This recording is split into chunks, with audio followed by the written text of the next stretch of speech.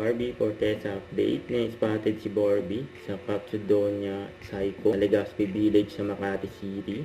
Ay nag-iikot talaga si Barbie sa mga cafe. Sarap pa nga ng mga food doon. And bukas na birthday ni Barbie. And happy birthday kay Barbie. Ito ay story ni Barbie. Diary ng Trentahin. And next year pa. Mahilig talaga sa mga books si Barbie. Ito may nagpa-picture kay Barbie just sa charity event. Ito yung video. Your beautiful paintings. Actually, 2024, bumili ako ng painting sa UP Town. Nagkaroon ng exhibit doon ang Cribs Foundation. Bumili ako ng painting ni Angelica.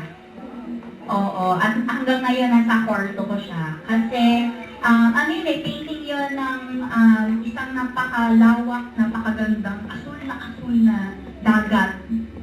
At, ang title nun ay Sweet Escape.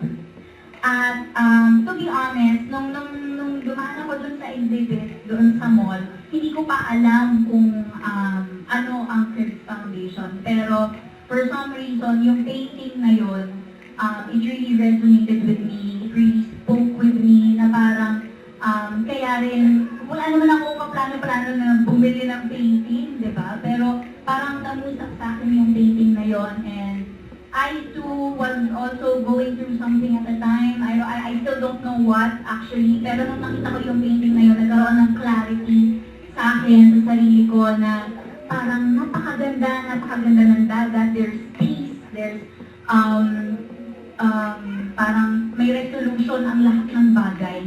Yun yung naiintindihan ko doon sa painting na yun. Kaya binili ko din. And nakilala ko doon ang ating mga chair people, ang mga talagang namamahala dito sa Cribs Foundation. Kaya ever since, aware na ako sa foundation na ito.